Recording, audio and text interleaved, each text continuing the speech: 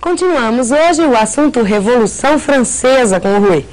A agitação revolucionária na França foi deflagrada em 1789 pela crise financeira da monarquia de Luís XVI. Essa crise foi decorrente das grandes despesas do Estado com o sustento de uma nobreza parasitária. A situação agravou-se ainda mais com a carga tributária incidente sobre o terceiro estado, a burguesia e os camponeses. A revolução estourou com a queda da Bastilha. Salve, pessoal! Vamos dar continuidade então hoje à Revolução Francesa e o nosso ingresso na Idade Contemporânea.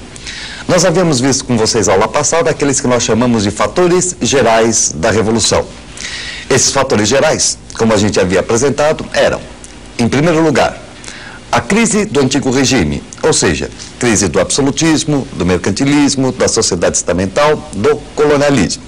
E a crítica que era feita a esses elementos através dos ideais iluministas.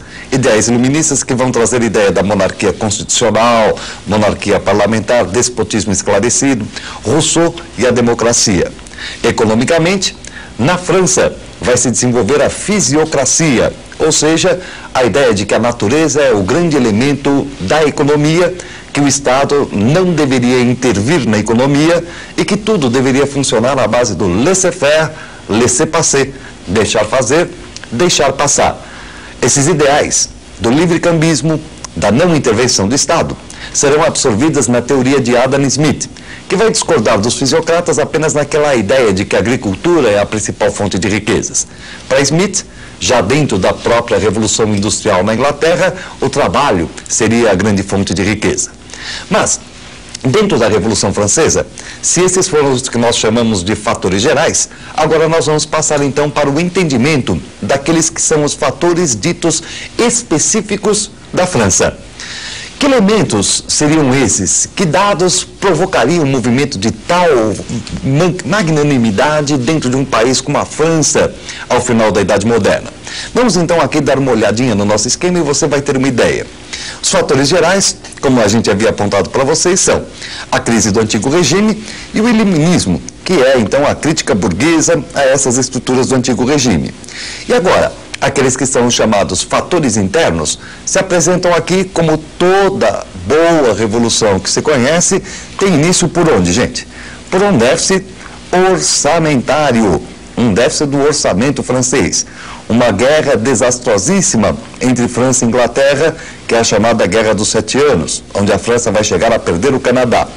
A assinatura de um tratado de comércio com a Inglaterra, que vai desabar finalmente na reunião da chamada Assembleia dos Notáveis. Assembleia dos Notáveis essa que consistia na reunião do clero e da nobreza para tentar resolver os problemas, os assuntos mais importantes ali da França naquele momento. Para você ter uma ideia do déficit orçamentário francês, vamos então agora verificar com vocês alguns dados, alguns pontos básicos de como estava a receita francesa naquele momento. Dá uma olhadinha com a gente aqui no gráfico e você vai entender. E você tem então as receitas da monarquia francesa. A gabela, a cota de auxílio, impostos indiretos, impostos diretos, a cota da talha e um déficit nisso já de 5%. Você vai observar também que em cima desse panorama econômico, diversos outros elementos começam a aparecer, por exemplo, a nível de despesas. Olha só, 33% da renda da monarquia francesa com exército, 30% com interesses diversos, pensões 6%, a corte, a desastrosa corte, 10%. E aqueles gastos gerais que ninguém conta para ninguém aonde foi que gastou, né, gente? Aquele que se apaga da borracha lá para dizer onde foi o gasto, os gastos gerais, 21%. E agora, você vai ver o tamanho da dívida francesa nesse momento histórico. Dá uma olhadinha aqui. De repente você pega o governo de Luís XIV, Luís XV e Luís XVI. Você tem a Guerra de Sucessão Espanhola, você tem a Guerra dos 7 Anos e aqui a eclosão da Revolução Francesa, no governo de Luís XVI. Olha só as dívidas do Estado, o tamanho delas nesse momento histórico. E por isso, muita gente acaba às vezes erroneamente atribuindo a culpa da Revolução a Luís XVI. Como você observou, na verdade, o que está acontecendo é que, desde a época de Luís XIV, o tesouro francês já está em pandarecos. Luís XIV é aquele soberano que teve como ministro de economia o celebérrimo Colbert, um brilhante mercantilista que enriqueceu, que encheu de ouro os tesouros franceses. Só que o nosso amigo Luís XIV também é o grande construtor de Versalhes, aquele que vai sustentar a nobreza que ficava lá dentro do palácio sem fazer absolutamente nada o dia todo. Tinha nobre, por exemplo, que era pago para assistir o despertar do rei. Ficava lá ao redor da cama assistindo o rei despertar. Outros pagos para assistirem o rei se vestir, outros para se sentar à mesa com o rei. Quer dizer, um gasto simplesmente fantástico para manter aquelas famílias ali em Versalhes. E é também o Luís XIV, que vai empreender uma série de guerras externas, guerras muitas vezes desastrosas, custosíssimas, que quando o governo dele termina, você vai ver o tesouro francês está a zero. Substituindo Luís XIV vem Luís XV. Luís XV, por sua vez, vai tentar uma política conhecida pelo nome de mercantilismo fiduciário, um precursor aí do papel moeda. Papéis que eram emitidos com valor e que deveriam ser resgatados através de riquezas que vinham da América. Como sempre acontece, gente, você emite muito mais do que aquilo que vai entrar. Resultado, uma inflação galopante na França. Como se isso não bastasse, o nosso amigo Luís XV ainda meteu a França na Guerra dos 7 Anos. Guerra essa contra a Inglaterra, onde a França gastou o que não tinha e perdeu também a sua mais importante colônia americana. Perdeu nada mais, nada menos do que o Canadá. Com o fracasso na Guerra dos 7 Anos, Luís XV abandonou as questões políticas e começou a se dedicar apenas àquelas festinhas de embalo, bacanais beneficentes, aquelas coisas, todas as festinhas do Palácio de Versalhes.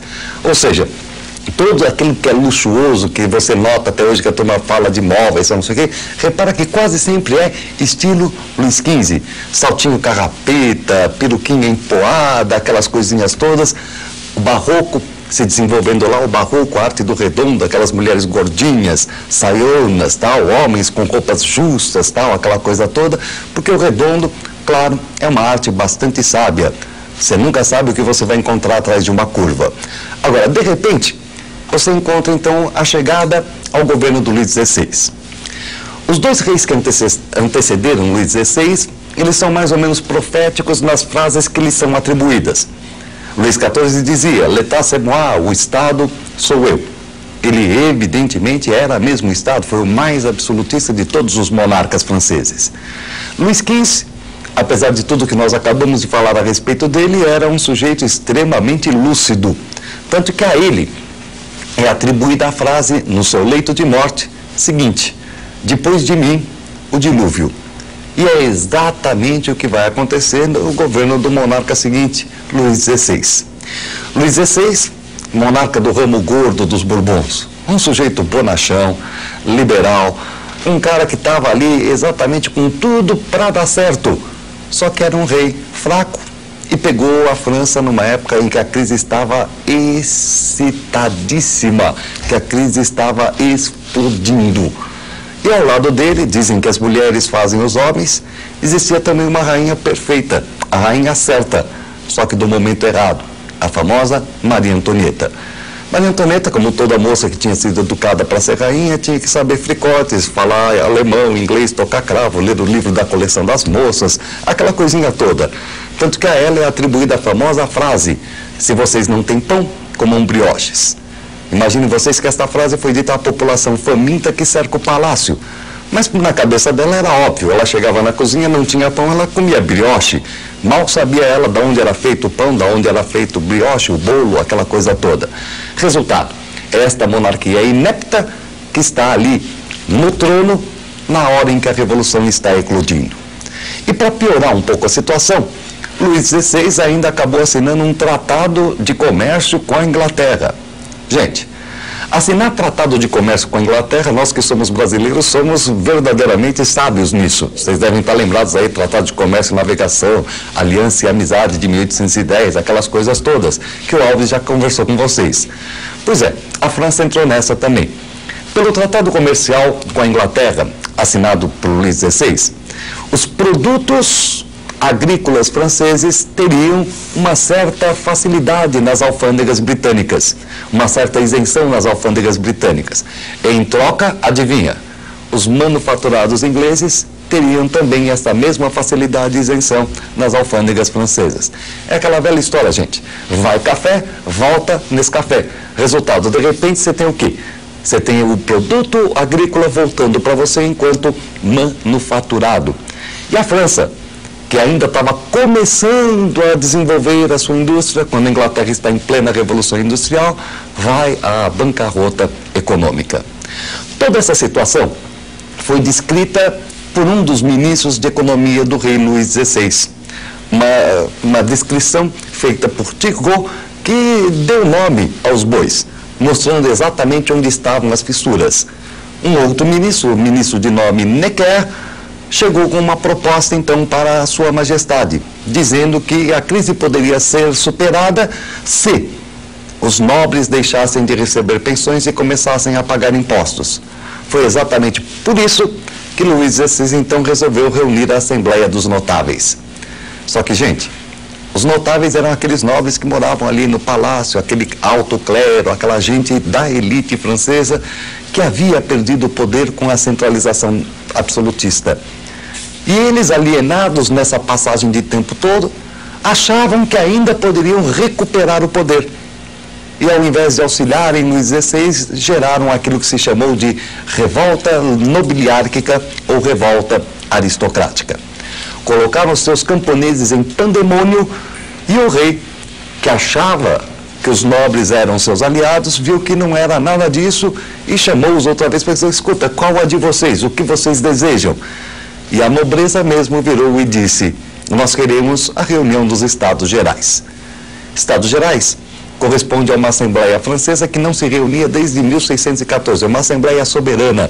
O que ela decide, o rei tem que obedecer. Resultado, a nobreza está começando a dar agora à burguesia os seus primeiros grandes instrumentos de ação.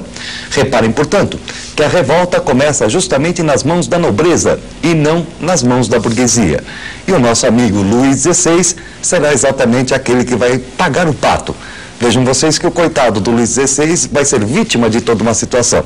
Reparem, é até bastante parecido com o nosso amigo Papal, o rei francês da nossa querida geografia.